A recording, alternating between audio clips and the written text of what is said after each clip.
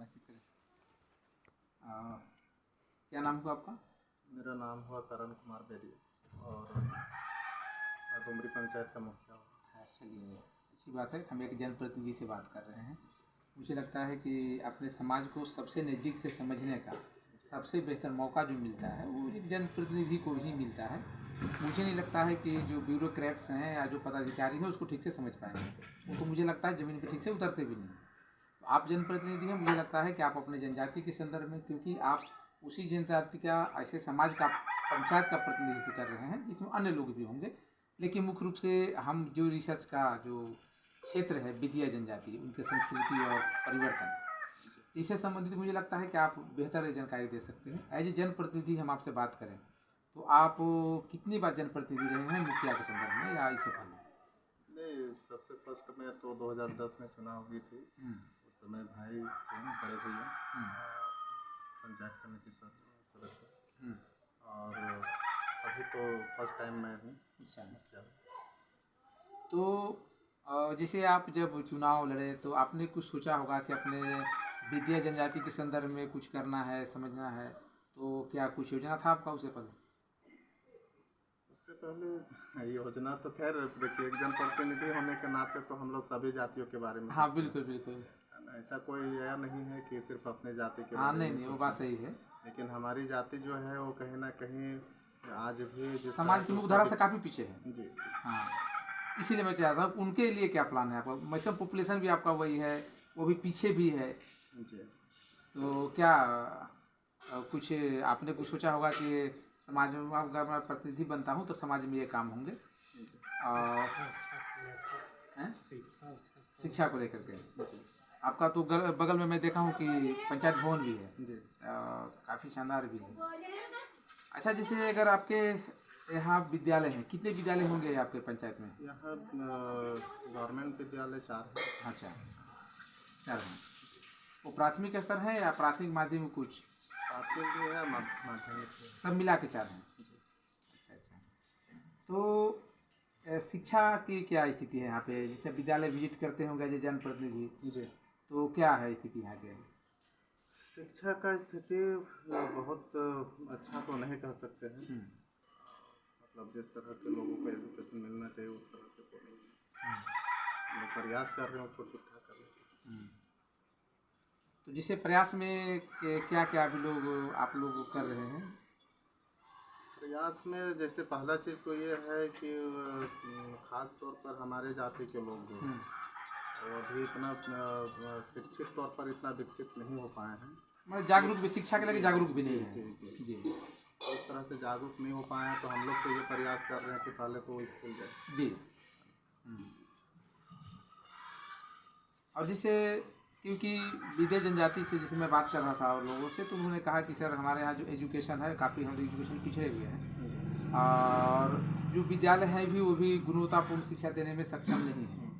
जैसे मैं बात किया कि क्या नवाचार में हम लोग सब जगह इनोवेटिव कुछ कंप्यूटर्स वगैरह आ रहे हैं, तो क्या आपके यहाँ विद्यालयों में कंप्यूटर वगैरह हैं कि नहीं? हाँ, एक में है जो हाई स्कूल है। अच्छा, उसमें है।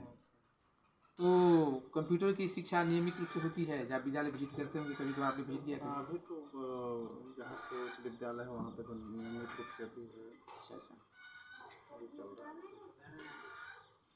क्योंकि देखिए, शिक्षा ही सामाजिक परिवर्तन का सबसे बड़ा माध्यम है, या आप संस्कृति को भी विकसित करने में, जी उसे ले करके चलने में शिक्षा की महत्वपूर्ण भूमिका है।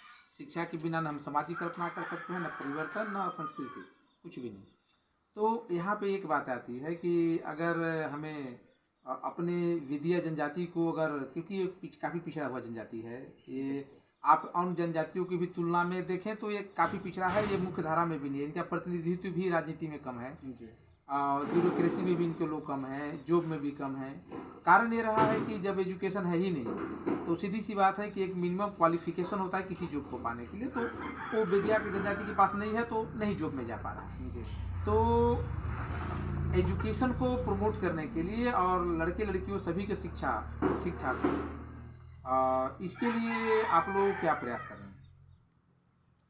हम लोग प्रयास कर रहे हैं कि अभी तो पहले माध्यमिक शिक्षा जो है वो प्राप्त करने के बाद जो है उच्च शिक्षा की ओर बढ़े लोग, हाँ है ना। उसके लिए हम लोग प्रयास कर रहे हैं कि पहले तो होता क्या था कि एक तो आर्थिक रूप से हमारे जनजाति के लोग जो है कमज़ोर हैं। बिल्कुल बिल्कुल। तो बहुत सारे ऐसी सरकार की ऐसी सुविधाएं हैं जो कि बहुत कम पैसे में भी शिक्षा उच्च शिक्षा प्राप्त किया जा सकता है। बिल्कुल।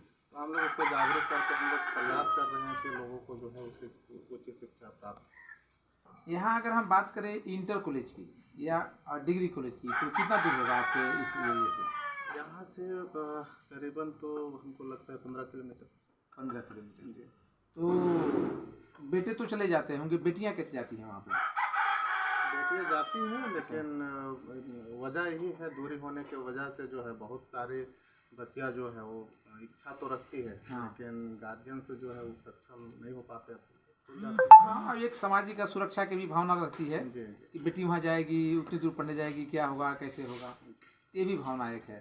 तो एक एज जनप्रतिनिधि आप इसके लिए लोगों को समय समय पर जागरूक करें या उनको मोटिवेट करें।